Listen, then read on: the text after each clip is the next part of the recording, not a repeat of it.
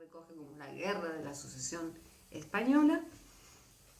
Y bien, estos contendientes forman básicamente dos bandos. En uno está el rey de Francia, que pugna por los derechos de su nieto, y en el otro, del otro lado estaban Inglaterra, capitaneada por Guillermo d'Orange, en consecuencia Holanda, Austria, Dinamarca, Portugal, Saboya, todos con una pretensión sobre, en primer término, por supuesto, la sucesión del trono de España, y si no la sucesión, bueno, por lo menos con alguna parte de lo que quedaba del ya disminuido imperio español.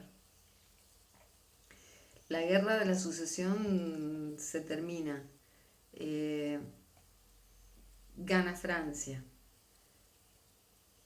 Es un ganar relativo, porque los tratados que se suscriben, el Tratado de Utrecht en particular, que tiene creo dos versiones de años distintos, otorgan a Inglaterra unas ventajas de las que vamos a hablar un par de palabritas a la brevedad.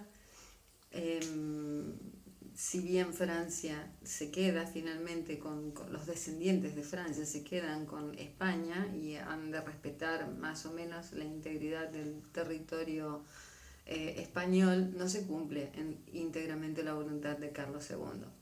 Hay traspiés en ese sentido y bueno, podríamos detallar qué parte se queda cada cual. Me parece que es un pelín exagerado.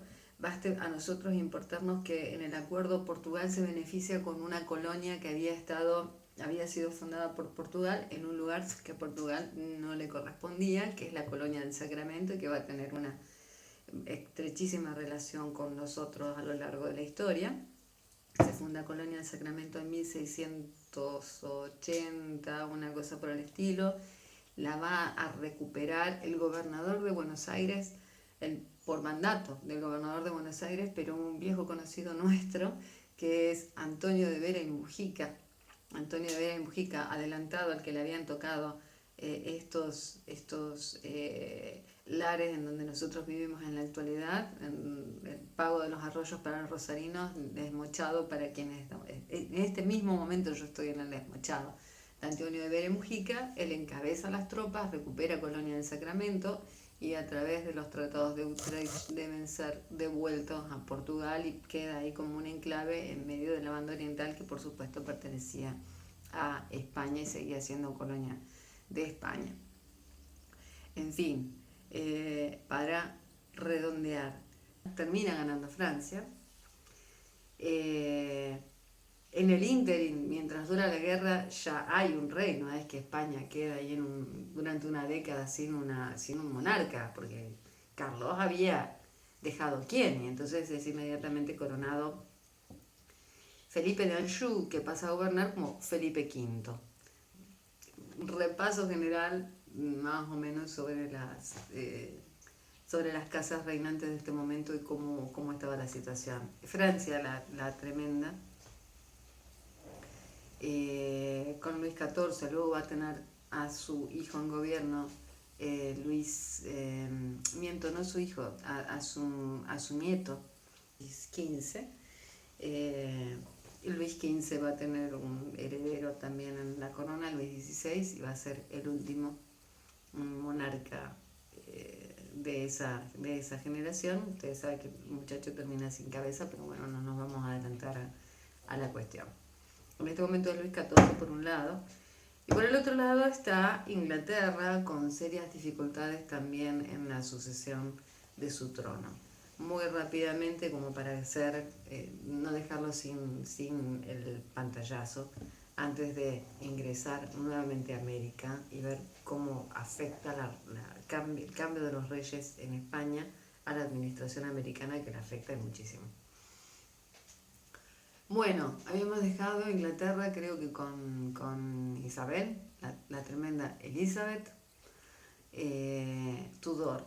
Elizabeth gobierna cerca de 50 años, es una de las monarcas más longevas. Nada le gana a la última, la actual, pero bueno, vamos a Isabel, Elizabeth Tudor, ella no se casa, no tiene hijos y por lo tanto muere sin descendencia al trono. Paradojas de la vida, aunque fue algo muy gestado, no se dio porque sí. Quien la sucede en el trono, a Elizabeth, es el hijo de su archirrival María Estuardo. Pero el hijo de María Estuardo no lo había educado María Estuardo, había sido educado en la fe protestante para dolor de María Estuardo. María Estuardo nunca había tenido demasiado contacto con él, se había privado del contacto, había sido privada del contacto con su hijo desde bastante chica, por lo tanto, incluso cuando se esperaba que una vez que María fue capturada en Inglaterra por Isabel y se esperaba que en Escocia diera patadas y protestara, y alguna patadita el hijo, que inmediatamente fue coronado sucesor de ella, dio, alguna patadita dio, algún berrinche hizo, alguna carta escribió a las puertas de quien era una de las máximas artífices de que él fuera coronado, su pariente Isabel de Inglaterra. Y Isabel parece ser que dijo, bueno, te escucho hijo, bla, bla, bla, pero nunca le prestó atención. María estuvo 18 años presa hasta que finalmente la terminaron enganchando con una trama de traición, como ya creo que les he contado, porque las casas reinantes de Europa trataban del rescate y sobre todo la casa de España. España tenía un interés muy particular en el rescate de María Estuardo, la reina católica de Escocia, que ya no reinaba, y la terminan acusando de traición y termina siendo decapitada 18 años después de que había caído en medio de las fauces de Isabel, de su prima Isabel. Con lo cual, el siguiente rey de Inglaterra, y ahora es rey de Inglaterra y rey de Escocia, es Jacobo, el hijo de María. Él es Jacobo VI de Escocia, tiene el mismo nombre del papá de María, de su abuelo, y Jacobo I de Inglaterra.